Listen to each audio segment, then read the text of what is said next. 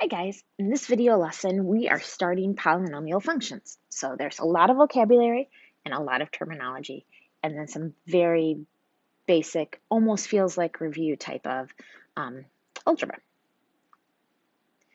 So in this lesson we are going to learn how to identify a polynomial function, classify a polynomial function, and then add, subtract, and multiply polynomial functions, which is largely review because you've actually know some polynomial functions. So polynomial functions are smooth. That means they have no sharp turns like absolute value functions do. They're continuous, which means they have no breaks or gaps or any separation from one part to the next, like an even root function or a rational function would. And they're honestly most of the functions you've studied so far.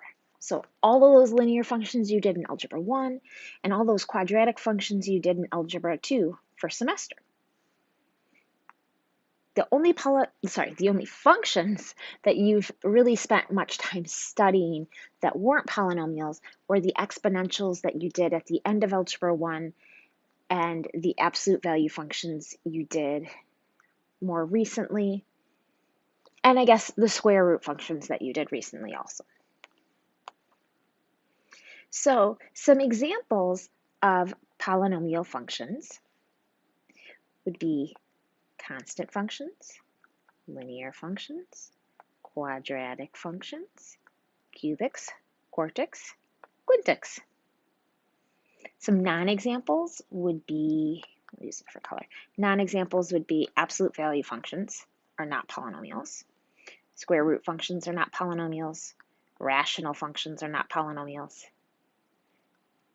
And then ellipses and this turn parabola, these are not polynomials because they're not even functions. They fail the vertical line test.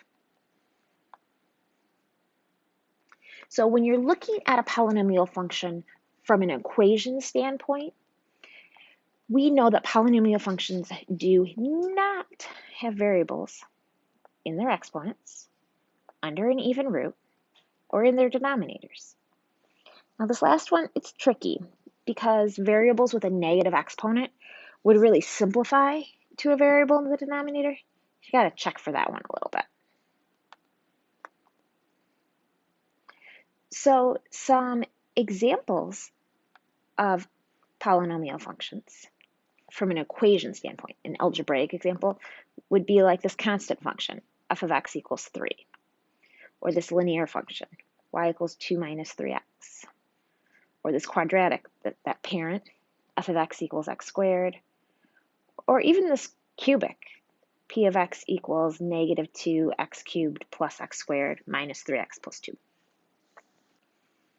Some non-examples, things that would not be polynomials, would be this exponential function, f of x equals 3 to the x, or this rational function, y equals 2 over 3 minus x, or the square root parent, f of x equals the square root of x, or this polynomial that almost looks like it would be, except it's not a polynomial because it has a negative exponent, which would simplify to 1 over x squared.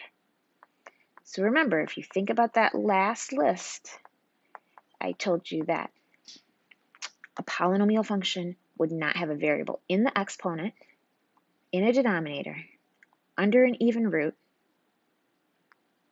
Those are the three things that you're always going to look for. So let's talk terminology. So when we're talking terminology, standard form is when you take a polynomial and you write it from highest to lowest exponent. It's a way to order a range. A degree is the highest exponent in the polynomial. So you look at all the exponents, wherever the largest one is, that's your degree. And then a zero, a root, or a real solution, those are all synonyms for an x-intercept. So it's the x value when y equals 0. And you've heard those terms before. Those are review from when we were talking about quadratic functions. A leading coefficient is the first coefficient of a polynomial when we write it in standard form. So start by rearranging your polynomial, highest to lowest exponent. That front coefficient, remember a coefficient is the number that is multiplied by a variable. So like 2x, 2 is your coefficient, or 5x squared, 5 is your coefficient.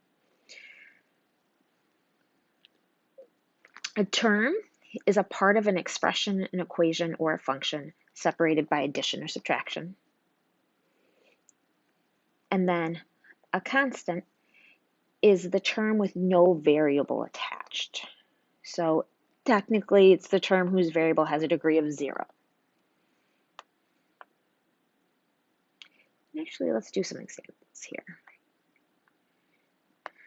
So let's say I came up with p of x equals 7x plus 10x squared minus 5 minus 9x cubed. When we look at this polynomial function, if we wanted to put it in standard form, we would want to go from highest to lowest exponent. I didn't leave myself a lot of room here. So standard form is just highest to lowest, so it would be negative 9x cubed plus 10x squared plus 7x minus 5.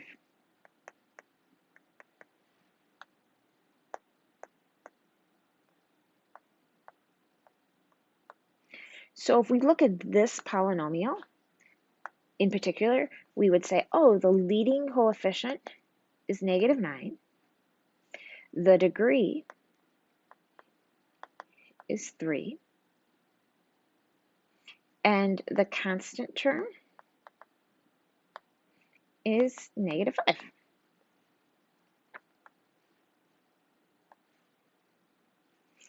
So when we talk about polynomials, it's this huge, large, overarching category of nice functions. So generally speaking, as we move into upper level math, these are the nice ones. These are the types of functions we would hope to work with. And so when we talk about a polynomial, we can categorize them by degree or number of terms.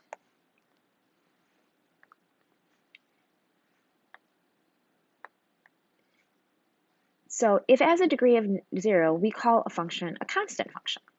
So something like p of x equals 7. Or a linear function would have a degree of 1. So p of x equals 12x. A quadratic has a degree of 2.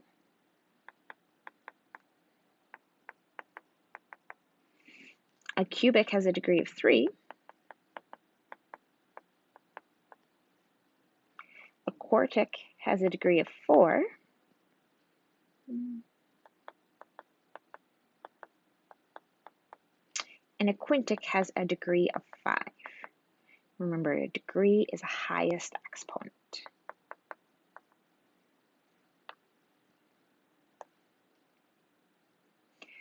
You can also classify a polynomial by number of terms. So a monomial has one part, something like p of x equals 12x cubed.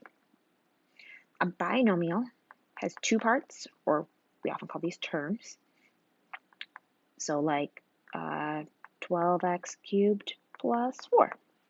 Two terms, two parts separated by addition or subtraction. And then a trinomial has a degree, or sorry, not a degree, has 3 terms. So x squared plus x minus 12. So if you wanted to write a quartic binomial, an example of a quartic binomial would be p of x equals 10x to the 4th minus 2x. So these last few slides are just going through some basic polynomial addition, subtraction, and multiplication, which you've done before. They didn't really label it in this way with the term polynomial, but you've seen it before. Polynomial addition, subtraction, and multiplication is really just taking a function like a quadratic, a linear, cubic, and adding, subtracting, or multiplying them. So when it comes to addition and subtraction, you're really just going to be combining like terms. So 4x to the third, and then I have 5x squared plus negative 2x squared is 3x squared. 3x plus 6x is 9x, and negative 1 plus 7 is 6. Polynomial subtraction would work very similarly, except now we're subtracting. So no cubes on the left, minus 4x cubed is negative 4x cubed. 5x squared minus negative 2x squared is 7x squared. 3x minus 6x is negative 3x. And negative 1 minus 7 is negative 8. Now let's move into multiplication. So we have a monomial, 1 part, multiplied by a trinomial, 3 parts. So we're just going to distribute the 5x squared. So 5 times 4 is 20. X squared times x to the third makes x to the fifth, using those exponent properties from pre-algebra. If you have the same base, you add the exponents. 5x squared times negative 2x squared is negative 10x to the fourth. And 5x squared times 7 is 35x squared.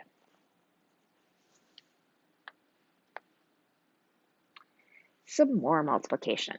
This time we're going to take a binomial times a trinomial. So we're going to say, well, 3x times 4x cubed is 12x to the fourth. 3x times negative 2x squared is negative 6x to the third. 3x times 7 is 21x. And then you can distribute through the negative 1.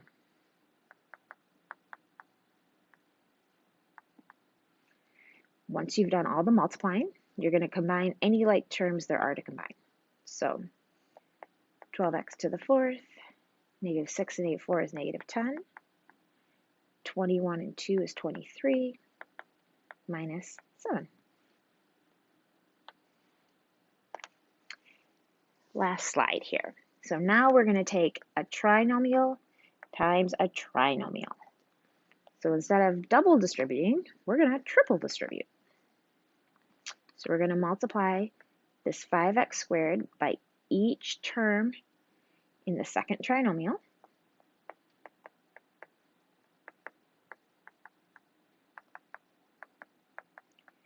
Then we're going to take the 3x times each term in the second trinomial.